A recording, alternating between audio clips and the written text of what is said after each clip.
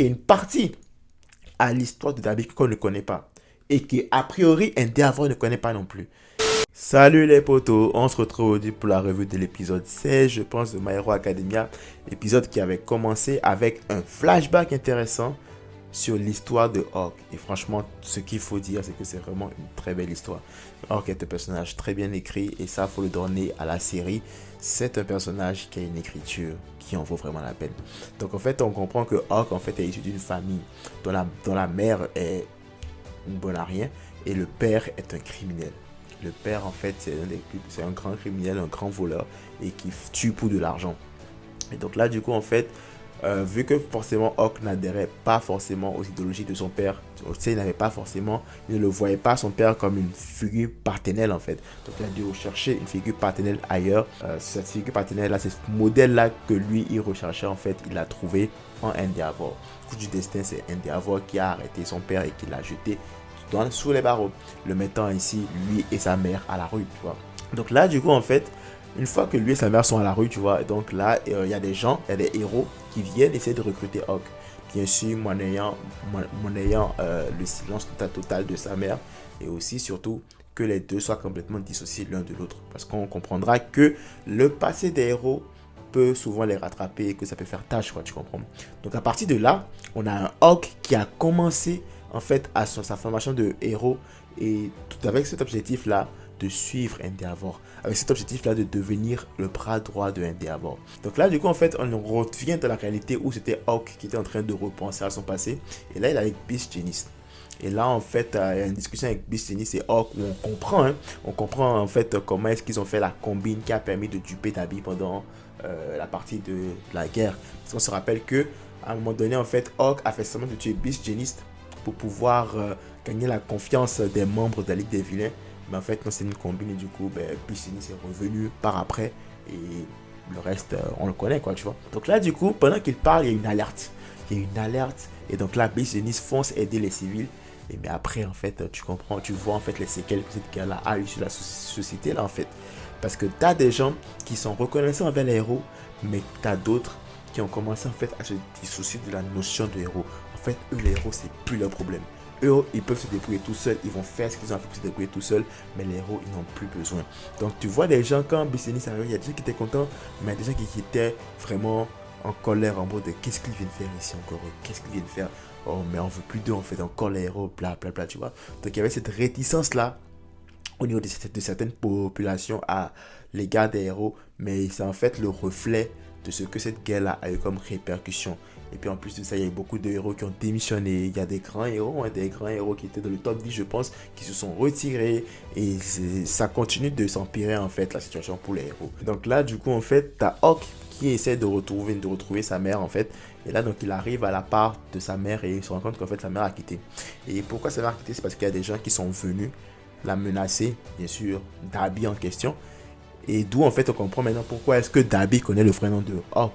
C'est parce qu'il est venu, il a envoyé des gars menacer la mère de Hawk. Et donc là, du coup, vu que la mère de Hawk s'est sentie un peu mal d'avoir vendu son propre fils, quand même, espérons, et ben du coup, elle a décidé de partir. Elle a laissé une petite lettre et tout. Et là, en fait, en lisant cette lettre, t'as Hawk qui nous fait part de sa résolution. Donc il y a Hawk qui nous fait part en fait de maintenant sa détermination maintenant. En mode t'as Hawk qui veut devenir un héros. Mais pas simplement un héros genre espion, un héros qui travaille dans l'ombre. Un héros qui veut protéger les gens. Un héros qui veut tout donner pour ses collègues, pour ceux qui l'entourent. Un peu à l'image de Jean. Parce que oui, Hawk va mettre Jean en avant, va rendre un hommage à Jean en disant que ouais, Jean c'était un bon gars quand même. Même si ses apôtres étaient des vilains, lui c'était un bon gars. Il n'a jamais reculé devant rien pour pouvoir protéger ses gars, pour pouvoir aider ses gars. Donc là, du coup, c'est cette manière de faire là de Jean qui veut s'inculquer, pardon. C'est cette manière de faire là de Jean qui veut s'approprier et il veut devenir en fait un héros à l'image en fait de Jean et Twice d'ailleurs. Et franchement, en fait, j'ai vraiment kiffé cette histoire de Hawks parce que ça nous permet en fait de comprendre un peu plus le personnage. Parce que tu sais, on nous l'a présenté. Puis après, oui, il y avait des parties cool de lui, mais après, avec cette saison, on a vu un côté sombre de lui. Donc c'était quand même important de voir comment est-ce que tout ça a commencé. Et je trouve que c'est quand même très intéressant cette histoire. Et franchement, je dois revenir sur l'écriture de Hawks, elle est vraiment bien. Franchement, c'est l'une des plus belles écritures de personnages dans ce manga-là, pour le coup. Donc là, du coup, on revient sur Endeavor, notre ami Endeavor qui est réveillé et qui fait face maintenant au poids de ses erreurs. Il se rend compte de tout ce qui s'est passé et tout. En fait, tout lui revient maintenant qu'il s'est réveillé. Et là, on a toujours un Endeavor qui est vraiment sous le coup de l'émotion et limite, il se met à pleurer. Et là, tu as une scène que moi, perso, j'ai trouvé vraiment drôle. Todoroki qui arrive dans la chambre, qui voit son père pleurer et qui n'assume pas de voir son père pleurer et qui referme la porte direct. Pour le coup, ça c'était drôle, mais c'est aussi en fait un très beau symbole. Ça veut dire que Todoroki, pour la première fois, voit son père dans une vulnérabilité dans laquelle il ne l'a jamais vu avant. Et donc là, en fait, il ne peut pas assumer. Et c'est ça aussi qui est bien, parce que l'évolution d'Endeavor continue. Maintenant, il est capable d'assumer sa vulnérabilité, il est capable d'exposer sa vulnérabilité, parce que la preuve, quand ses enfants l'ont surpris en train de pleurer, tu sais, c'est pas arrêté en mode ouais, j'arrête de pleurer et tout, voilà, qu'est-ce qu'il y a et tout. Dès que ses enfants sont rentrés, il a encore continué à pleurer de plus belle et il s'est dit, oh mon Dieu, ouais. En tout cas, il se lamentait un peu sur son sort, mais c'est avec raison, parce que c'est quand même un de ses fils, hein, qui a cru qu'il l'avait abandonné alors qu'en fait non. Et donc là, du coup, en fait, tu as les enfants qui essaient de le réconforter un peu jusqu'à ce que la mère de Todoroki apparaisse. La mère de Todoroki, on se rappelle, c'était quand même une femme qui a beaucoup souffert aux côtés de Endeavor, qui a beaucoup pâti en fait de l'ambition de mesurer de Endeavor jusqu'à ce qu'elle aille à l'hôpital parce que pour problèmes mentaux. Et donc là, elle revient et elle a l'air en forme, elle a l'air en bonne santé en tout cas. Et donc là, elle va revenir parler à Endeavor de Toya, a.k.a. Tabi. Donc ça veut dire qu'il y a une partie à l'histoire de Tabi qu'on ne connaît pas. Et qu'a priori, Endeavor ne connaît pas non plus. Et donc ce sera intéressant d'entendre cette histoire parce que je pense que ça va changer beaucoup de choses par rapport à l'histoire originale que Tabi nous a racontée. Et donc là, il y a un secret que seule la mère de Todoroki sait, peut-être même que seule Tabi sait.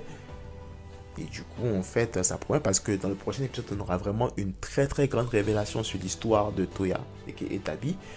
Et écoute, les révélations, ça va en pleuvoir, ça va en pleuvoir. Et du coup, je me rappelle plus vraiment c'était quoi comme révélation. Mais en tout cas, une chose est sûre, c'est que ça va changer beaucoup dans la perception de cette histoire. C'est sûr que Endeavor va moins passer pour un débile, pour un méchant, pour un salopard. Parce que là, en fait, il y aura un aspect de l'histoire que lui-même ne connaîtra pas. Et on espère que ça l'aidera en fait à... Ça lui remontera le moral en gros. Ça lui remontera le moral et que finalement en fait, il ne sera pas trop dur avec lui sur le coup. Et donc là, ça pourrait être intéressant, franchement, de voir ce que cet épisode nous réserve.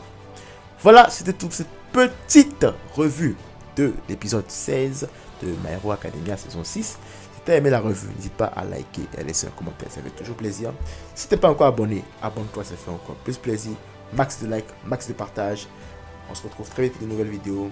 D'ici là, prenez tout soin de vous et de vos proches. Je vous souhaite une excellente année 2023. Que la force vous accompagne.